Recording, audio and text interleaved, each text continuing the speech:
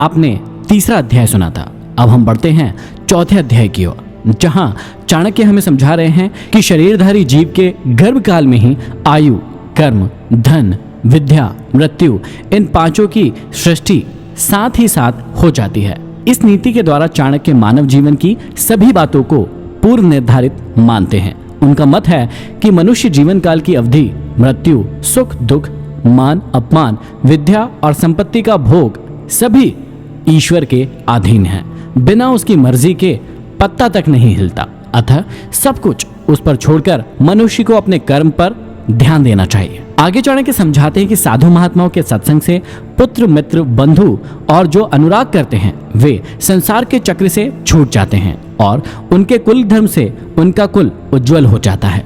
भाव यह है कि जिस कुल में साधु महात्मा जैसा कोई पुत्र उत्पन्न हो जाता है, उसके सत्संग से बाकी सभी लोगों का भी सांसारिक परिष्कार हो जाता है। आगे समझाते हैं कि जिस प्रकार मछली देखरेख से, कछुई चिड़िया स्पर्श से सदैव अपने बच्चों का लालन पोषण करती है, वैसे ही अच्छे लोगों के साथ से सर्व प्रकार से रक्षा होती है।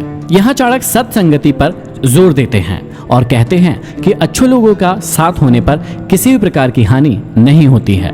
सज्जनों का साथ सदैव सुखकारी और हितकारी होता है। चाणक्य कहते हैं कि यह नश्वर शरीर जब तक निरोग व स्वस्थ है या जब तक मृत्यु नहीं आती है, तब तक मनुष्य को अपने सभी पुण्य कर्म कर लेने चाहिए, क्योंकि अंत समय आने पर वह क्या कर पाएगा। समय किसी की प्रतीक्षा नहीं करता, समय गुजरता जाता है। इसलिए किसी भी कार्य को कल पर नहीं छोड़ना चाहिए। और कहा भी जाता है, कल करे सो आज कर, आज करे सो अब, पल में परलय होएगी फिर करेगा कब। अतः समय का कोई भरोसा नहीं है। जो पुण्य कर्म करने हैं अभी कर लेना चाहिए, फिर समय नहीं मिलेगा। आगे कहते हैं कि विद्या कामधेनु के समान इच्छा पूरी करने वाली होती है। विद्या से सभी फल समय पर प्राप्त होते हैं। विदेश में विद्या माता के समान रक्षा करती है। विद्वानों ने विद्या को गुप्त धन कहा है, अर्थात विद्या वह धन है जो आपातकाल के समय काम आती है। इसका ना तो हरण किया जा सकता है और ना ही इसे कोई चुरा सकता है। विद्या सभी प्रकार से सुरक्षित और समय पड़ने पर रक्षा करने वाली है। इसे जितना दिया जाता है यह उतनी ही बढ़ती जाती है। आगे श्री चाणक्य एक बहुत ही कटु बात कहते हैं। वे कहते हैं कि बहुत बड़ी आयु वाले मूर्ख पुत्र की अपेक्षा पैदा होते ही जो मर गया वह अच्छा है, क्योंकि मरा हुआ पुत्र कुछ देर के लिए कष्ट देता है, परंतु मूर्ख पुत्र जीवन भर जलाता है। आगे फिर चाणक्य कहते हैं कि उस गाय से क्या लाभ जो न बच्चा जने और ना ही दूध दे।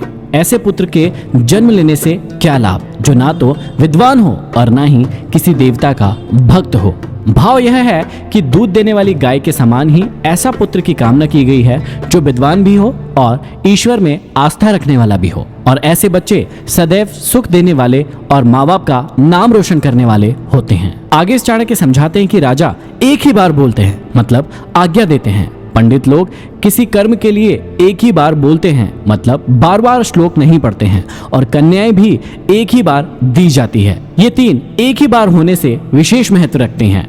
राजा का, विद्वान का और कन्या के पिता का वचन अथवा कथन अटल होता है। आगे समझाते हैं कि तपस्या अकेले में, अध्ययन या पढ़ाई 2 के साथ और गाना 3 के साथ, यात्रा 4 के साथ, खेती 5 के साथ और युद्ध बहुत की सहायता से होने पर ही उत्तम होते हैं। फिर आगे कहते हैं कि पत्नी वही है जो पवित्र और चतुर है, पतिव्रता है।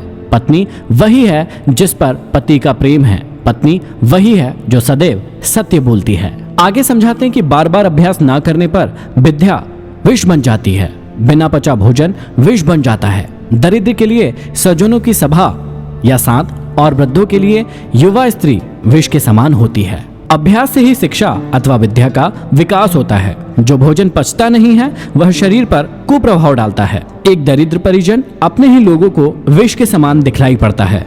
उन्हें वह भार स्वरूप दिखाई देने लगता है। यदि किसी वृद्ध को युवा स्त्री मिल जाए तो वह उसे संतुष्ट न करने की स्थिति में जहर दिखाई देने लगती है। प्रत्येक वस्तु का अपना उचित स्थान और महत्व होता है। आगे कहते हैं कि दयाहीन धर्म को छोड़ दो, विद्या विहीन गुरु को छोड़ दो, झगड़ालू और क्रोधी स्त्री को छोड़ दो और स्नेह विहीन बंधु बांधवों को छोड़ दो।